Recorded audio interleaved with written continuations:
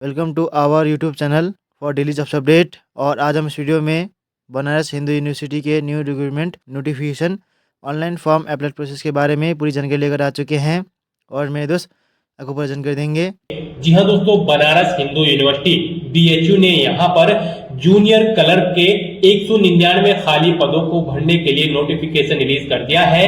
कैसे आप इस भर्ती के लिए अपने फॉर्म अप्लाई कर सकते हो बिना कोई मिस्टेक किए हुए, इसकी पूरी जानकारी हम आपको स्टेप बाय स्टेप रजिस्ट्रेशन से लेकर प्रिंट तक इस वीडियो में देंगे।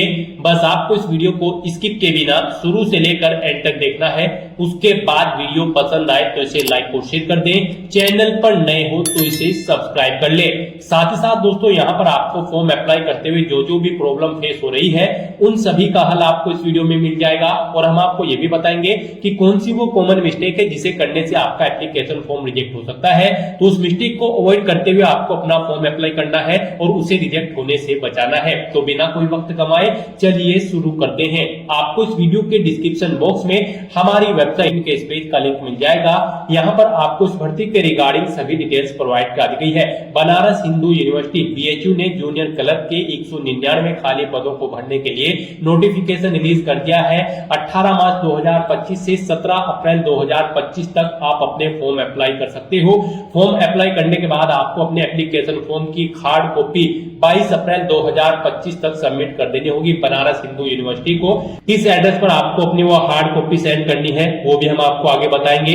यहाँ पर ऑल इंडिया से आप अप्लाई कर सकते हो ऑनलाइन मोड में। उसके लिए आपको इस पेज को नीचे स्क्रॉल डाउन करना है, इंपोर्टेंट लिंक सेक्शन में आना है, ऑफिशियल नोटिफिकेशन पीडीएफ लिंक पर क्लिक करके इस भर्ती के ऑफिशियल नोटिफिकेशन को ओपन कर लेना है और इसमें से आपको सभी डिटेल्स रीड कर लेनी है। यहाँ पर आपको सभी डिटेल्स प्रोवाइड कर दी गई है, जैसे कि क्या पोस्ट का नाम है, कितनी उसके लिए नंबर ऑफ वैकेंसीज है, कौन सी कैटेगरी के लिए कितनी नंबर ऑफ वैकेंसीज है, क्या आपकी इसेंशियल क्वालिफिकेशन रखी गई है, कंप्यूटर टाइपिंग टेस्ट के लिए क्या आपकी स्किल्स होनी चाहिए। पूरी जानकारी यहाँ पर आपको इस नोटिफिकेशन में दी गई है। साथ ही साथ कैसे आप अप्लाई कर सकते हो, कब से कब तक अप्लाई कर सकते हो, पूरी जानकारी आप इस नोटिस में से रीड करें। उसके बाद आप अपने फॉर्म अप्लाई कर लें। फॉर्म अप्लाई करने के लिए भी आपको हमारी वेबसाइट के इसी पेज पर ही अप्लाई ऑनलाइन का ये लिंक दिया गया है। जैसे ही आप इस लिंक पर क्लिक करेंगे तो आपके सामने यहाँ पर बनारस हिंदू यूनिवर्सिटी का ये ऑफिशियल पोर्टल ओपन होगा।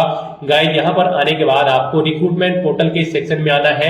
यहाँ पर अगर आपने पहले से रजिस्ट्रेशन कर रखा है तो आपको अपना यूजर नेम एंटर करना है, अपना पासवर्ड एंटर करना है, ये कैप्चा कोड आपको इस बॉक्स में एंटर करना है और लॉगिन की इस टैब पर क्लिक करके आपको अपने डैशबोर्ड में लॉगिन कर लेना है और फिर वहां से आपको अपना फॉर्म अप्लाई करना है। और अगर आप इस भर्ती के लिए फर्स्ट टाइम अप्लाई करने जा रहे हो तो सबसे पहले यहाँ पर आपको अपना रजिस्ट्रेशन करना होगा। उसके लिए आपको यहाँ पर साइन अप का ये बॉक्स दिया गया है।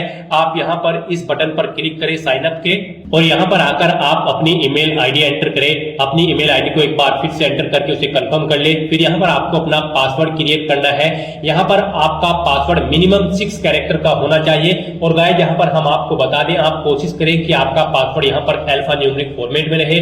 मींस यहाँ पर आपके पासवर्ड में कम से कम एक अपर केस कैरेक्टर, एक लोअर केस कैरेक्टर, एक इंटीजर नंबर, एक स्पेशल कैरेक्टर जैसे कि $$ होना चाहिए। तो इस फॉर्मेट में आपको अपना पासवर्ड यहाँ पर क्रिएट करना है। वही पासवर्ड आपको यहाँ पर कंफर्म पासवर्ड फील्ड में एंटर कर देना है और उसके बाद यहाँ पर आपको अपना मोबाइल नंबर एंटर करना है। ये कैप्चा कोड आपको इस बॉक्स में एंटर करना है और फिर यहाँ पर आपको साइन अप के इस बटन पर क्लिक कर देना है। उसके बाद आपकी रजिस्टर्ड ईमेल आईडी पर एक मेल गई होगी यहाँ पर कंफर्मेशन के लिए। तो यहाँ पर आपको इस मेल पर क्लिक कर देना है। उसके बाद आपके सामने यहाँ पर बीएचयू का यही पोर्टल ओपन होगा। यहाँ पर आने के बाद अब आपको अपनी रजिस्टर्ड ईमेल आईडी एंटर करनी है, अपना पासवर्ड आपको एंटर करना है जो पासवर्ड आपने क्रिएट किया है। ये कैप्चा कोड आपको इस बॉक्स में एंटर करना है और फिर आपको लॉगिन की इस टैब पर क्लिक करके अपने डैशबोर्ड में लॉगिन कर लेना है। अपने डैशबोर्ड में आने के बाद यहाँ पर आपको सबसे पहले अपनी पोस्ट सिलेक्ट करनी है जूनियर क्लर्क, फिर आपको ऑर्गेनाइजेशन की यूनिट सिलेक्ट करनी है, यूनिवर्सिटी कैंपस, फिर यहाँ पर आपको एडवर्टाइजमेंट नंबर सिलेक्ट कर लेना है। उसके बाद यहाँ पर आपको अपनी कैटेगरी सिलेक्ट कर लेनी है। फिर यहाँ पर आपसे पूछा गया कि क्या आप पीडब्ल्यूडी कैंडिडेट हैं, अगर है तो यहाँ पर आप अपनी पीडब्ल्यूडी की कैटेगरी सिलेक्ट करें। आप विजुअली इंपेयर्ड है या फिर लोकोमोटर डिसेबिलिटी है, अगर नहीं है तो यहाँ पर आप नॉट एप्लीकेबल ऑप्शन सिलेक्ट करें। उसके बाद आप इस चेकबॉक्स को ओके करें, I have read the advertisement. और उसके बाद गाइस यहाँ पर आप चेक वैकेंसी के इस बटन पर क्लिक कर दें। नेक्स्ट यहाँ पर आपको दिखा दिया गया है कि आपकी कैटेगरी के अंतर्गत यहाँ पर इतनी वैकेंसी अवेलेबल है। तो यहाँ पर अब आपको अप्लाई के इस बटन पर क्लिक करना है। फिर आपके सामने कुछ इस तरह से इंटरफेस ओपन होगा। अब यहाँ पर आपको अपनी पर्सनल डिटेल्स देनी है। सबसे पहले यहाँ पर आप सिलेक्ट करें मिस्टर, मिसिज या फिर डॉक्टर। आप अपने कोडिंग ऑप्शन सिलेक्ट करें। अपना फर्स्ट नेम यहाँ पर आप एंटर करें, मिडिल नेम है तो वो एंटर करें, लास्ट नेम है तो वो एंटर कर दें। नहीं है अगर आपका मिडिल नेम लास्ट नेम तो आप इन कॉलम्स को खाली छोड़ दें। उसके बाद यहाँ पर आप अपना जेंडर सिलेक्ट करें। अपनी नेशनलिटी आपको ऑटोमेटिकली फिर मिल जाएगी इंडियन। फिर यहाँ पर आपको अपनी डेट ऑफ बर्थ इस कैलेंडर में से सिलेक्ट कर लेनी है। अपना मैरिटल स्टेटस देना है, आप सिंगल हो, मैरिड हो या फिर डाइवोर्स हो या फिर विडो हो। आप अपने अकॉर्डिंग ऑप्शन सिलेक्ट करें। अपना पैन, पासपोर्ट, डीएल या फिर वोटर आईडी का नंबर यहाँ पर आप एंटर करें। अपने फादर या फिर हस्बैंड का नाम यहाँ पर आप एंटर करें। अगर मैरिड हो तो फिर यहाँ पर आपको अपने हस्बैंड का नाम देना होगा। उसके बाद यहाँ पर आपको अपनी मदर का नाम एंटर करना है। फिर यहाँ पर आपको अपना कंट्री कोड सिलेक्ट कर लेना है, यानी कि आपको अपनी कंट्री यहाँ पर सिलेक्ट कर लेनी है इंडिया। उसके बाद आपको आपका मोबाइल नंबर ऑटोमेटिकली फिर मिल जाएगा जो आपने रजिस्ट्रेशन टाइम पे फिल किया था। फिर यहाँ पर आपको अपना कंट्री कोड एक बार फिर से सिलेक्ट कर लेना है। उसके बाद यहाँ पर आपको अपना एसटीडी कोड देना है। अगर आपके पास लैंडलाइन नंबर है फिर आप अपना लैंडलाइन फोन नंबर दें। अपना रिलीजन आपको सिलेक्ट करना है। और गाइस यहाँ पर अगर आपके पास लैंडलाइन नंबर नहीं है तो फिर आप इन कॉलम्स को खाली छोड़ सकते हैं, लैंडलाइन फोन नंबर और एरिया एसटीडी कोड को और कंट्री कोड को। उसके बाद यहाँ पर आपसे पूछा गया कि क्या आप एक सर्विसमैन हैं, अगर हैं तो आप यस करें। और फिर यहाँ पर आपको employ of the university institution, अगर हैं तो आप यहाँ पर यस करें, नहीं तो नो ऑप्शन सिलेक्ट करें। ऐसे ही यहाँ पर अगर आप एक सर्विसमैन है तो आप यस करेंगे, नहीं तो आप नो ऑप्शन सिलेक्ट करेंगे। यस अगर आप सिलेक्ट करते हो तो फिर यहाँ पर आपसे पूछा गया है कि आपने आर्म फोर्स में कितने साल सर्विस की है, वो आपको देना है। नहीं है आप एक सर्विसमैन तो आपको नो ऑप्शन सिलेक्ट करना होगा। उसके बाद यहाँ पर आपसे पूछा गया है कि क्या आप गवर्नमेंट ऑफ इंडिया के एम्प्लॉय हैं, अगर है तो यस करें, नहीं है तो आप नो ऑप्शन सिलेक्ट कर लें। नेक्स्ट यहाँ पर गाइस आपको अपना कोरोस्पोंडेंस एड्रेस देना है। उसके बाद आपको अपना परमानेंट एड्रेस देना है। और अगर आपका परमानेंट एड्रेस यहाँ पर आपके कोरोस्पोंडेंस एड्रेस के अकॉर्डिंग सेम है तो यहाँ पर आप सेम एज कोरोस्पोंडेंस एड्रेस के सामने इस चेक बॉक्स को ओके कर दें। ऑटोमेटिकली आपका परमानेंट एड्रेस आपके कोरोस्पोंडेंस एड्रेस के अकॉर्डिंग फिल हो जाएगा। अपने एड्रेस की डिटेल फिल करने के बाद बस अब आपको यहाँ पर सेव के इस बटन पर क्लिक करना है। अपनी सभी डिटेल्स को सेव कर देना है। इस तरह से यहाँ पर आपको आपकी पर्सनल डिटेल का पूरा प्रीव्यू शो कर दिया गया है। आपको सभी डिटेल चेकआउट करनी है। कहीं पर कोई मिस्टेक है तो आप एडिट डिटेल्स ऑप्शन पर क्लिक करके एडिट कर सकते हैं, नहीं तो आपको इस पेज को नीचे स्क्रॉल डाउन करना है और यहाँ पर अब आपको नेक्स्ट सेक्शन के इस बटन पर क्लिक कर देना है। नेक्स्ट यहाँ पर आपको अपनी एजुकेशनल क्वालिफिकेशन की डिटेल देनी है। गाइस यहाँ पर जूनियर क्लर्क की पोस्ट पर अप्लाई करने के लिए आपके पास सेकंड क्लास ग्रेजुएट डिग्री होनी चाहिए। एटलीस्ट 6 मंथ की ट्रेनिंग के साथ on use of computer for office automation, book keeping and word processing किसी सर्टिफाइड इंस्टीट्यूट से, या फिर सेकंड क्लास ग्रेजुएट डिग्री होनी चाहिए with diploma in computer recognise होना चाहिए, वो डिप्लोमा बाई AICTE से। तो यहाँ से आप अपनी एजुकेशनल क्वालिफिकेशन की चेकआउट कर सकते हो। यहाँ पर आपको सेकंड क्लास ग्रेजुएट डिग्री चाहिए with 6 month training on use of computer of office automation, book keeping and word processing, या फिर आपको second class graduate degree with diploma होनी चाहिए कंप्यूटर के साथ। तो यहाँ से आप अपनी एजुकेशनल क्वालिफिकेशन की डिटेल चेकआउट कर सकते हो उस पोस्ट के लिए और फिर आपको अपनी क्वालिफिकेशन की डिटेल देनी है। साथ ही साथ यहाँ पर आपको कंप्यूटर टाइपिंग की स्किल्स भी आनी चाहिए। यहाँ पर इंग्लिश में आपको 30 वर्ड प्रति मिनट टाइपिंग स्पीड आपकी होनी चाहिए और हिंदी में 25 वर्ड प्रति मिनट आपकी टाइपिंग स्पीड होनी चाहिए। यहाँ पर आपका कंप्यूटर टाइपिंग टेस्ट होगा आपकी स्किल टेस्ट चेकआउट करने के लिए। तो यहाँ पर अब आपको अपनी क्वालिफिकेशन की डिटेल देनी है। सबसे पहले यहाँ पर आपको अपनी 10वीं क्लास की डिटेल देनी है। यहाँ पर आप पासिंग ईयर सिलेक्ट करें, कब आपने अपनी 10वीं क्लास पास आउट की है। उसके बाद यहाँ पर आपको सब्जेक्ट बताना है, किस सब्जेक्ट में आपने अपनी 10वीं क्लास पास आउट की है, आर्ट, साइंस या फिर कॉमर्स। उसके बाद यहाँ पर आपको बताना है कि आपके जो मार्क्स आए हैं 10वीं में वो परसेंटेज में है, ग्रेड में है या फिर CGPA में है। आप अपने अकॉर्डिंग ऑप्शन सिलेक्ट करें। फिर यहाँ पर अपनी परसेंटेज या फिर आप ग्रेड एंटर करें। जितनी परसेंटेज या ग्रेड आपने ऑब्टेन की है, स्कूल या कॉलेज का नाम दें जिससे आपने अपनी 10वीं क्लास पास आउट की है, बोर्ड या यूनिवर्सिटी का नाम दें जिससे आपने अपनी 10वीं क्लास पास आउट की है। सेम ऐसे ही यहाँ पर आपको अपनी 12वीं क्लास की डिटेल देनी है। सबसे पहले यहाँ पर आपको 12वीं का पासिंग ईयर सिलेक्ट कर लेना है, कब आपने पास आउट की है।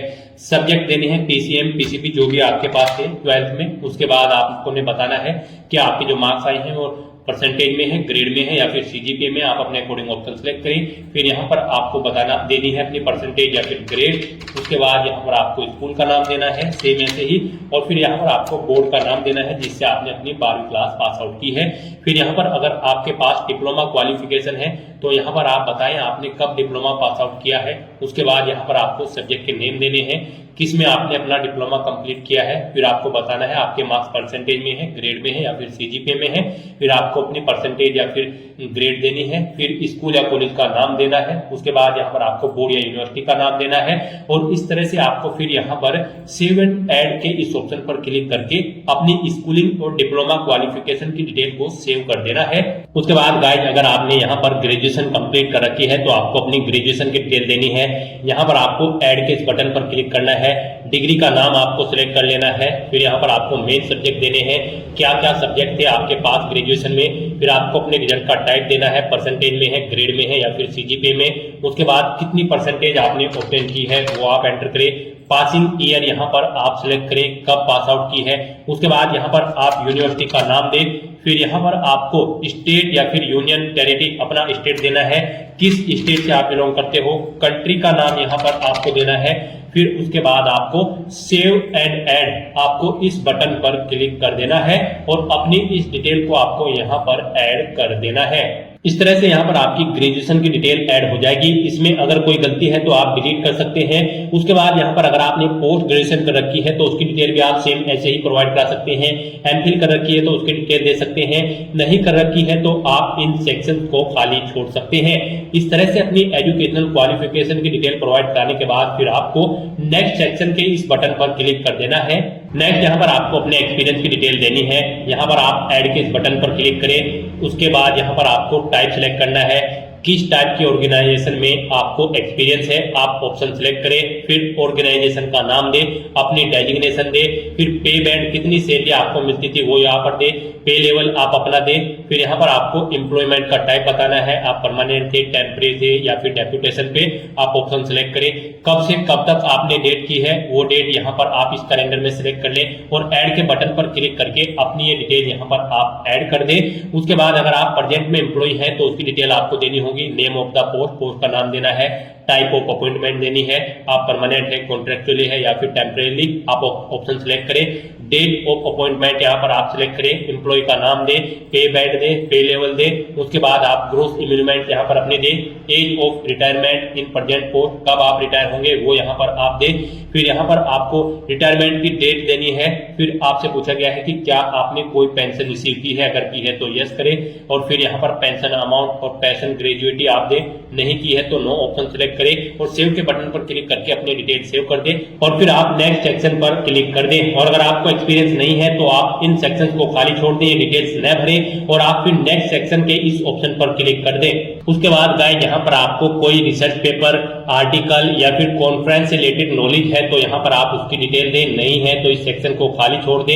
ये ऑप्शनल है। अगर डिटेल देना चाहते हैं तो आप ऐड के इस बटन पर क्लिक करें और उसकी डिटेल प्रोवाइड कराएं, जैसे कि publication type, title of the paper, journal name, page number, journal index और यहाँ पर impact factor, date, DOI, enter volume number और issue number, ISSN, ISBN number, reference, author और ईयर आप यहाँ पर दें। नहीं है तो आप इस सेक्शन को खाली छोड़ दें। सिंपली आप नीचे पेज को स्क्रॉल करें और फिर आप नेक्स्ट सेक्शन के इस ऑप्शन पर क्लिक कर दें।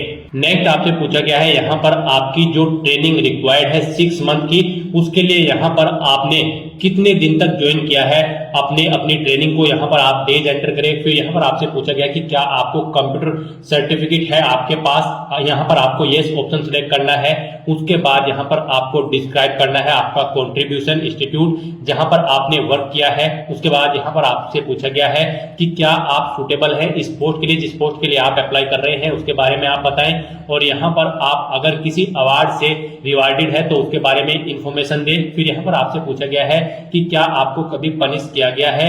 Unfair means any examination by the institute board या फिर यूनिवर्सिटी से आपको पनिश किया गया है, अगर किया गया है तो यस करें और फिर यहाँ पर पनिशमेंट का डिस्क्रिप्शन दे, नहीं किया गया है तो नो ऑप्शन सिलेक्ट करें। उसके बाद यहाँ पर आपसे पूछा गया कि क्या आप इन्वॉल्व रहे हैं कभी किसी एडमिनिस्ट्रेटिव माल प्रैक्टिस में, अगर रहे हैं तो यहाँ पर आप यस करें और फिर उसकी डिटेल दें, नहीं तो आप नो ऑप्शन सिलेक्ट करें।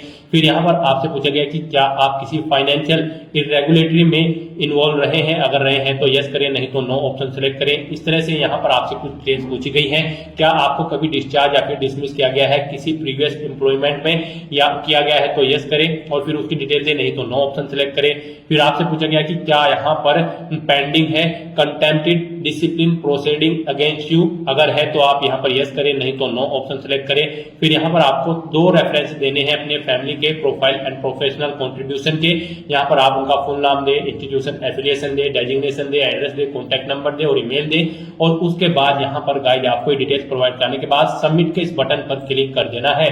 फिर यहाँ पर आपको आपकी डिटेल का पूरा प्रीव्यू शो कर दिया गया है। अब यहाँ पर आप इसे चेकआउट करें, कहीं पर कोई मिस्टेक है तो आप एडिट डिटेल ऑप्शन पर क्लिक करके एडिट कर ले, नहीं तो यहाँ पर अब आपको नेक्स्ट सेक्शन के इस ऑप्शन पर क्लिक कर देना है। नेक्स्ट यहाँ पर आपको अपनी नो ऑब्जेक्शन सर्टिफिकेट की डिटेल देनी है। यहाँ पर आपको एनओसी इशूइंग अथॉरिटी का नाम देना है, पैलेस देना है, डेजिग्नेशन देनी है, यहाँ पर डेट सिलेक्ट करनी है कब आपको मिली है एनओसी। उसके बाद आपको एड्रेस देना है और फिर आपको डिक्लेरेशन सेक्शन में आकर यहाँ पर ये डिक्लेरेशन की डिटेल रीड कर लेनी है और फिर आपको सेव के इस बटन पर क्लिक करके अपनी ये डिटेल सेव कर देनी है।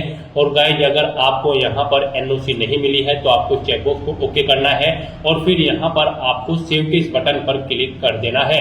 और फिर यहाँ पर आपसे पूछा गया कि क्या आप यहाँ पर इंटरव्यू के टाइम पर या फिर डॉक्यूमेंट वेरिफिकेशन के टाइम पर अपना नो ऑब्जेक्शन एनओसी सर्टिफिकेट यहाँ पर अवेलेबल कराएंगे। तो इसके लिए यहाँ पर आपको अब प्रोसीड टू नेक्स्ट ऑप्शन पर क्लिक करना है। यहाँ पर आपको बता दिया गया है कि आपको इंटरव्यू या फिर डॉक्यूमेंट वेरिफिकेशन के टाइम पर अपनी एनओसी सर्टिफिकेट दिखाना होगा। तो अब यहाँ पर आप प्रोसीड टू नेक्स्ट सेक्शन के ऑप्शन पर क्लिक करें। नेक्स्ट यहाँ पर आपको अपने डॉक्यूमेंट अपलोड करने हैं। यहाँ पर आपको सबसे पहले अपना passport size photo signature upload करनी है। ये आपके जेपीजी, जेपीईजी या फिर पीएनजी फॉर्मेट में होने चाहिए। 20 केबी से 100 केबी के बीच में होने चाहिए। उसके बाद यहाँ पर आपको अपनी 10वीं का सर्टिफिकेट, अपना आईडी प्रूफ, अपना कास्ट कैटेगरी सर्टिफिकेट अपलोड करना है। यहाँ पर ये डॉक्यूमेंट आपके जेपीजी, जेपीईजी, पीएनजी या फिर पीडीएफ फॉर्मेट में होने चाहिए। 100 केबी से 500 केबी तक इनका साइज होना चाहिए। उसके बाद यहाँ पर आपको अपना 10वीं का सर्टिफिकेट, 12वीं का सर्टिफिकेट और डिप्लोमा सर्टिफिकेट भी अपलोड करना है। इनका साइज भी यहाँ पर 500 केबी से कम होना चाहिए और ये जेपीजी, जेपीईजी, पीएनजी या फिर पीडीएफ फॉर्मेट में होने चाहिए। और यहाँ पर ग्रेजुएशन के भी आपको अपनी जो आपकी ग्रेजुएट डिग्री अगर आपके पास है तो वो भी यहाँ पर आपको अपलोड करनी होगी। इसका साइज भी यहाँ पर 500 केबी से कम होना चाहिए। जेपीजी, जेपीईजी या फिर पीएनजी फॉर्मेट में ये होने चाहिए। इस तरह से यहाँ पर आपको अपने डॉक्यूमेंट अपलोड करने हैं। इन्हें अपलोड करने के लिए आपको यहाँ पर सिलेक्ट फाइल के इस ऑप्शन पर क्लिक करना है। फाइल को सिलेक्ट कर लेना है और उसे यहाँ पर आपको स्टार्ट अपलोड के बटन पर क्लिक करके अपलोड कर देना है। इस तरह से यहाँ पर आपको 1 बाय 1 करके अपने इन सभी डॉक्यूमेंट को अपलोड कर देना है। इस तरह से अपने सभी डॉक्यूमेंट्स यहाँ पर अपलोड करने के बाद आप व्यू फाइल लिंक पर क्लिक करके इन्हें व्यू कर सकते हो और उसके बाद आपको इस पेज को नीचे स्क्रॉल डाउन करके नेक्स्ट सेक्शन के इस ऑप्शन पर क्लिक कर देना है। फिर यहाँ पर आपको आपके एप्लीकेशन फॉर्म का पूरा प्रीव्यू शो कर दिया गया है। आप सभी डिटेल्स केयरफुली चेकआउट करें, इस पेज को नीचे स्क्रॉल डाउन करें और उसके बाद गाइस यहाँ पर आप इस चेकबॉक्स को ओके करें डिक्लेरेशन सेक्शन में और फिर आप यहाँ पर नेक्स्ट सेक्शन के इस ऑप्शन पर क्लिक कर दें। नेक्स्ट यहाँ पर आपको अपनी कैटेगरी सिलेक्ट कर लेनी है, आप किस कैटेगरी से बिलोंग करते हैं। उसके बाद यहाँ पर आपको एक बार फिर से प्रोसीड फॉर सबमिशन की इस ऑप्शन पर क्लिक कर देना है। नेक्स्ट आपके सामने कुछ इस तरह से इंटरफेस ओपन होगा। यहाँ पर अब आपको सबमिट माय फॉर्म इस ऑप्शन पर क्लिक करना है। इस तरह से यहाँ पर आपका एप्लीकेशन फॉर्म सक्सेसफुली सबमिट हो चुका है। आपके सामने मैसेज तो हो जाएगा सबमिशन इज सक्सेसफुल, आपका फॉर्म सक्सेसफुली सबमिट हो चुका है। आपको आपके डैशबोर्ड में डायरेक्ट कर दिया गया है। यहाँ से आप चेकआउट कर सकते हो अपने एप्लीकेशन फॉर्म का स्टेटस। यहाँ पर इस एडवर्टाइजमेंट नंबर के तहत इस पोस्ट के लिए आपका फॉर्म सबमिट कर दिया गया है। आप डाउनलोड/प्रिंट फॉर्म इस ऑप्शन पर क्लिक करके अपने एप्लीकेशन फॉर्म का एक हार्ड कॉपी प्रिंट आउट ले लें। गाइस यहाँ पर आपका फॉर्म सबमिट हो चुका है। अगर आप यहाँ पर SC/ST फीमेल कैंडिडेट हैं तो आपको कोई फीस जमा नहीं करानी है, फॉर्म आपका सबमिट हो चुका है। और अगर आप जनरल OBC EWS कैंडिडेट हैं तो आपको 500 रुपए फीस के रूप में जमा कराने होंगे, जो कि आप debit card, credit card, net banking या फिर UPI के माध्यम से जमा करा सकते हो। तो इस तरह से यहाँ पर आपको डाउनलोड/प्रिंट फॉर्म के ऑप्शन पर क्लिक करना है, अपने एप्लीकेशन फॉर्म का एक हार्ड कॉपी प्रिंट आउट ले लेना है और इसे एक सील इन्वेलप में पैक करके आपको इस एड्रेस पर सबमिट करना है। जी हाँ दोस्तों, यहाँ पर हमने आपको पहले ही बताया था, ऑनलाइन फॉर्म सक्सेसफुली सबमिट करने के बाद आपको एक हार्ड कॉपी प्रिंट आउट 22 अप्रैल 2025 तक आपको इस एड्रेस पर सबमिट करना है। Office of the registrar recruitment and assessment cell, Holkar house, BHU, Varanasi 221005 UP। जी हाँ दोस्तों, आपको इस एड्रेस पर आपका एप्लीकेशन फॉर्म का hard copy print out submit करना है। लास्ट डेट यानी कि हार्ड कॉपी सबमिट करने की लास्ट डेट जो है वो 22/4/2025 है। 22/4/2025 से पहले आपको अपने एप्लीकेशन फॉर्म का हार्ड कॉपी प्रिंट आउट इस एड्रेस पर सबमिट कर देना है। अपने रिलेवेंट डॉक्यूमेंट के साथ जो डॉक्यूमेंट यहाँ पर आपने अपलोड करे हैं उनकी भी हार्ड कॉपी आपको अपने फॉर्म के साथ अटैच करके इस एड्रेस पर सबमिट कर देनी है, जो एड्रेस हमने आपको ये बताया है। तो दोस्तों, ऐसे आप Banaras Hindu university junior clerk के 199 खाली पोस्ट के लिए अपना फॉर्म अप्लाई कर सकते हो बिना कोई मिस्टेक किए हुए। आज की इस वीडियो में बस इतना ही। आई होप ये वीडियो आपको पसंद आई होगी। अगर पसंद आई हो तो इसे लाइक और शेयर करें, चैनल पर नए हो तो इसे सब्सक्राइब कर लें। Thanks for watching.